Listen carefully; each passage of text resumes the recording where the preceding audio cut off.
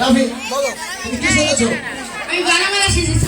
বাদাম আলা বাদাম কি করো কি করো দেখো আমি বাদাম বেচে আমার সংসার চালাই। আমার ঘরে বৃদ্ধ বাবা আছে, অসুস্থ মা আছে, তার জন্য ওষুধ কিনতে হয়। মাঝে মাঝে আমি পড়ালেখা করি। বাদাম শিখেছো না? ধন্যবাদ তোমাকে। বাদাম কি আসে শুনতে? এই কোনো বাদাম কিনেন স্যার। বড় বাবা বাদাম দাও দাও ভুলি সহ দিয়ে দাও।